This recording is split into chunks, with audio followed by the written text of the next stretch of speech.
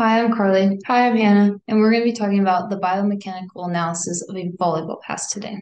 First, with the volleyball pass, you want to know all the stages of passing. You want to make sure your feet are placed at shoulder width apart and one foot is slightly in front of the other. You want your knees bent at a 90-degree angle, and you want your hands placed at a cup with your thumbs not crossing over to create a very flat surface.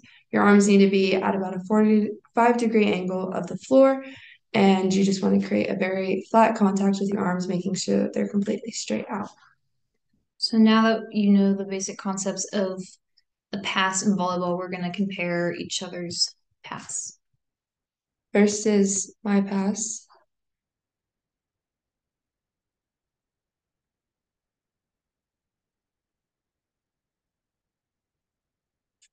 and next we'll have Carly's.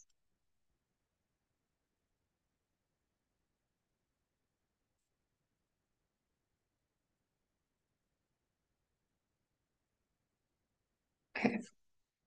So we're not professionals, so we definitely did some things wrong. And one thing that Hannah didn't do was she didn't really bend her knees as much. She didn't get as low in using her legs for power. Yep. But this thing that you can see that I did do is I took two steps, made sure my movement that I was directly underneath the ball.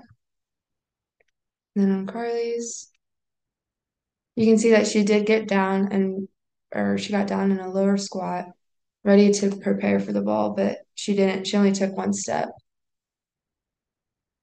towards it. Okay. So we can see that. So we're going to look at the professional, and this is a professional volleyball player in her pass. And you can see how she's in a ready stance before the ball gets to her. And then at the end, you see that she contracts like all of her like upper muscles when she passes. And those are your upper extremities. And those include your deltoids, which are a shoulder covering on the front, and then your trapezius, which is the back of your neck, and then your latissimus dorsi, which is another back muscle. And when you contract all those when you pass, you want to stay stiff and tight so that the ball can come on a flat surface and then come off and be more accurate.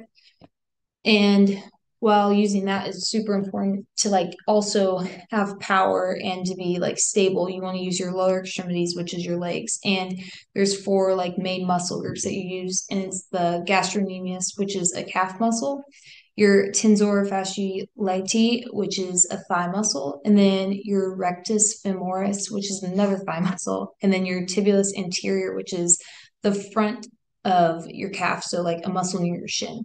And those you want to make sure you get in a low stance and use all those muscles in your legs, and so you can have a lot of accuracy and stability when you pass. And then on the professional video, you can see that she does get down and ready. She's already in a ready stance before the ball even comes to her. And she has a very firm platform and just shrugs her shoulders. She doesn't have a lot of movement because that ball is coming at a big velocity that you don't need to add any movement to it. You just want to make sure that you get it in the right um, position to get to the setter ultimately. Which that leads to a biomechanical concept of a volleyball pass, which is the angular speed and velocity. So the momentum of the ball coming is enough that it's going to like come off your arms and get to where it needs to be. So you don't see her swinging her arms to get more power. She just lets it hit her, and she uses the momentum of the ball to take it to wherever her pass is taking her to. And with the stability and balance that you want to have while you're passing, if you're not stable and down, a lot of the time you'll like shank the ball. You're adding extra momentum to the ball that it doesn't need. And you want to be in that universal stance to be ready to go wherever you need to go to get that pass.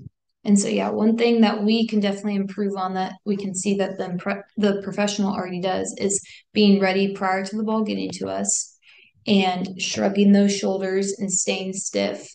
And also, she definitely squats more and has more of that 45-degree angle, which she has that because she is already so low to the ground that her arms have to go lower with her legs.